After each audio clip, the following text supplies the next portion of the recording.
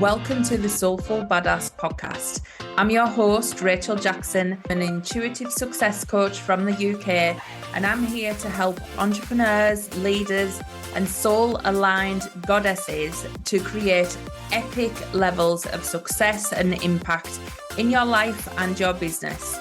So if that sounds good to you, make sure you are tuning in every week for mindset talk, manifestation, magic, and incredible interviews with other soul-aligned entrepreneurs. So hit the subscribe button, and I'd love to invite you to come and join the Soulful Badass community. All the links are in the show notes.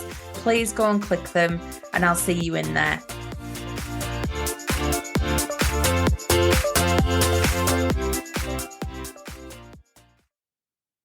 Hi everyone, welcome to this week's podcast. This week, I want to talk about something that is so close to my heart. I want to talk about you having it all. And I mean, not just a little bit of your dreams, like literally having all of them. And I want to talk about, are you having it all or are you doing it all? This is a really important question because as women, we have been taught now that we can have it all. But ultimately, what that is manifested as is women being burnt out, stressed, overworked, and actually not going for their dreams.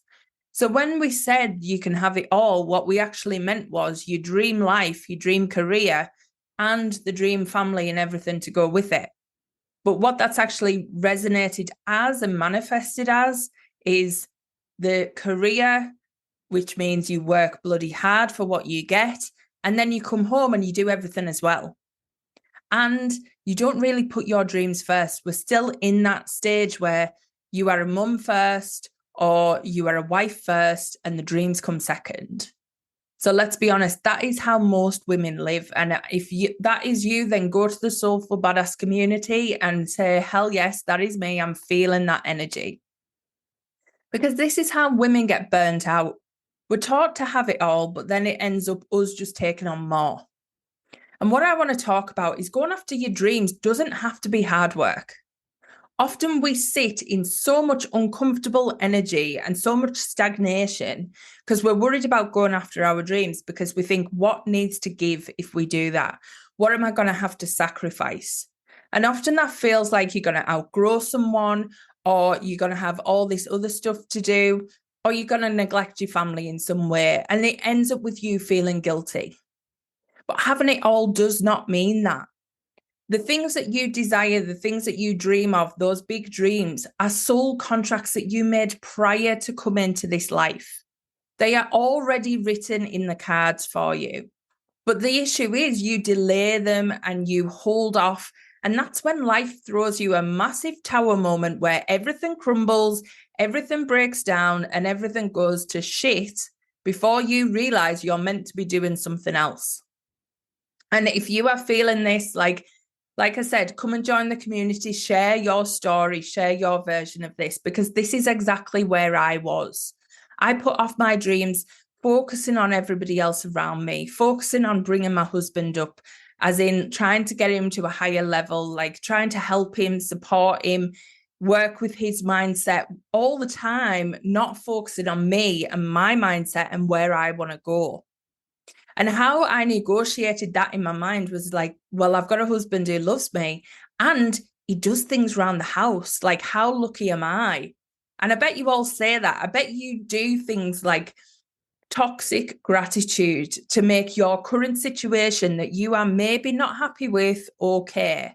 Now, let me explain toxic gratitude. That is when you look around at the things and you go, I should be happy. Look at what I've got. Look, I've got that thing that I always wanted, so I should be happy. Like, I should be grateful. Other people don't have what I have. How lucky am I?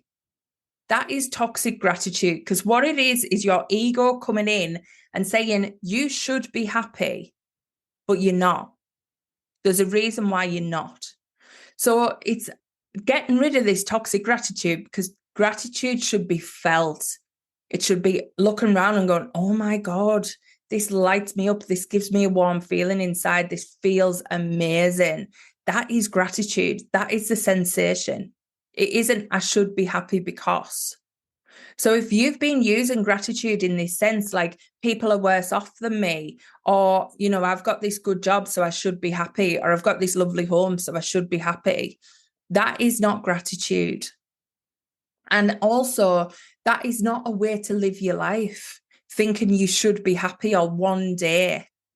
So when you're in this place where you're not actually following your dreams and you are doing it all rather than having it all, that is when you end up in burnout, you end up resenting something, you end up at breaking point, basically. And you get to a point where you put up with it for so long, but those big dreams don't go away. I talk to people who are here to make big impact in this world. So those big dreams are never going to go away. They are only going to get louder and louder and louder and make your uncomfortableness more and more uncomfortable.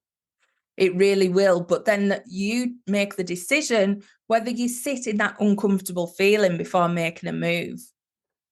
So whether this is you sit in a bad job, you sit in a bad relationship, you sit in the state of not starting your business because you don't feel ready yet, you sit on launching products in your business because you don't feel ready or whatever it is you're scared of. There's often this energy of just waiting and waiting and waiting and not actually going after what you want. There can be a number of different reasons for that. One, you might have never put your wants, needs, and desires first. And that is a big one for women. So if you say to yourself, you don't even know what you want, that is a lack of self-love. And I'm going to call this out. I'm going to put this out there, but that is a lack of self-love and self-worth. You are not even owning your desires. Now, it might be that they're not specific in your mind, and that's different. But if you cannot say there is something you want, which is a feeling or an energy or a level of abundance, that is where there's a lack of you actually owning your wants and desires. And there's a part of you underneath that might be saying, actually, either I never get what I want or I don't deserve what I want. Who am I to want that? Who am I to want so much? And when we're in that, that's a really negative state because we're not actually saying what we want. And when it comes from a deep-rooted thing in women where you couldn't vocalize your desires. Our desires were put secondary over years and years of programming, patriarchy, all the bullshit that I'm not going to go into today. But there has been a number of times where women have been told not to ask for what they want. And that could be playing out in your life. So do you even own your desires? Do you really own them and go after them?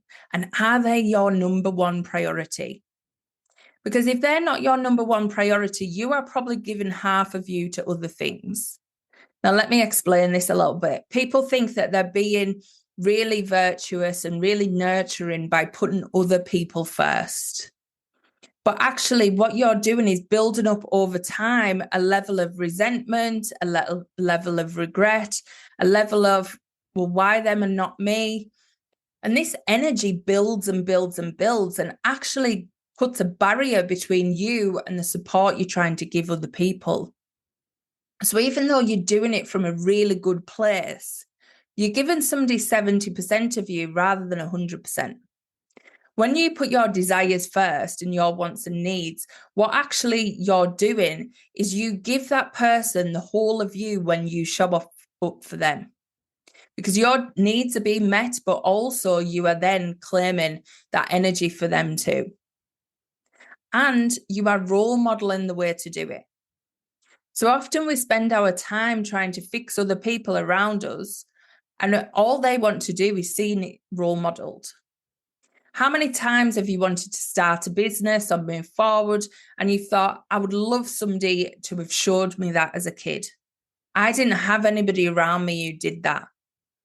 And that's what people are looking for from you. They're looking for that role model. They're looking for you to stand up and own those desires. So are you doing that? Like, are you putting yourself 100% first? Because you have come to this life to live your life, your soul contracts, your karma. It is all yours that you have come to move through. You've not come to do that for someone else. You have a part to play in their journey, but you are not their script writer. You are your script writer, and you are the star of your show. So by having it all, it means you putting yourself first, going after your desires, following your aligned action, and watching life get magical as fuck. Because believe me, it will. As soon as you start to say to the universe, you are deserving of your desires and you're going after them no matter what, watch everything shift. It goes crazy. But if there is something holding you back from doing something like that, so you might feel that you have to sacrifice something, you might fear outgrowing people, friends, family, relationships. What is that underlying fear that if I said to you tomorrow you could have it all, what would you think you'd have to lose? What would you think you'd have to give up? People think with success, they maybe have to give up time. They have to be away from their family. They're going to outgrow partners. There is all sorts of different niggly feelings that come up underneath the surface when you're thinking about your success. So what's yours? What are those underlying fears that are holding you back that really are just what they are? Fears. False evidence appearing real. They're not the truth. They're not the whole of you. You would not write something into your soul contract that you couldn't have. You would not write something into your soul contract that wasn't achievable for you. So if you're having desires that are outside of what you're currently living, and if you're having these big dreams and big manifestations, then you need to start to think there's got to be a way. And there's got to be an easy way, a fun way, a vibrant way. So that is when you start to let yourself have it all, when you give over to the fact that those desires are your driving force. Those desires are exactly what you should be going after in this life. Putting them front and central are what is going to make your life easier. The fact you felt this resistance is because you've been working away from the desires that you're meant to be having. When you go after your dreams, everything falls into place. It gets easier. Life gets happier. You have more time because everything feels good. It doesn't feel restrictive. It doesn't feel like, oh my God, I've got to do this thing. You get to do the thing because you love to do the thing. Everything falls into place. Now, I'm not saying everything is then 100% brilliant because you still have this energy shift where things do change. And the universe doesn't deal in good or bad, right or wrong. What it deals with is situations to get you to your highest point. So it delivers to you exactly what you want, but in some cases, it shifts a bit of energy to make that happen. And that's what puts people off sometimes, this little bit of uncomfortableness to get exactly what you want. But the thing is, while you're sat waiting for your dreams to happen, or you're sat waiting to start going after your dreams, you're not really that comfortable anyway. So how much uncomfortableness are you willing to stay in before you actually go for what you want? Because believe me, it is easier than you think. So I hope this episode has just spurred you on to think, go after your dreams. Say to yourself what you want. Go after what you desire. That doesn't have to be the same desire as your partner. It doesn't have to be the same desire as your family. It doesn't have to be the same desire as the workplace that you are in. There is always a way to navigate it. There's always a way to work around things, but your desires are what's driving the car, or should be what's driving the car. If they're not, you are literally sat in the passenger seat letting fear drive the way. And if you were letting fear drive, you could be going anywhere. You could just be sat in a parking lot. There is absolutely no movement or positive movement with fear driving the car. So you've got to take charge. You've got to actually say that you can have it all and not do it all, not have everything on your shoulders, but you can have it all. You can live the life that you want. You could live the life that you plan to come here and do. You could have the luxury that you deserve. You can have it all, and it doesn't come at a massive expense. So stop letting your fear tell you that it does, and actually start moving forward and see how easy life can get. If you need any support with this, book a reading with me or a session. And of course, Miraculous Success Academy is reopening. I am super excited about that.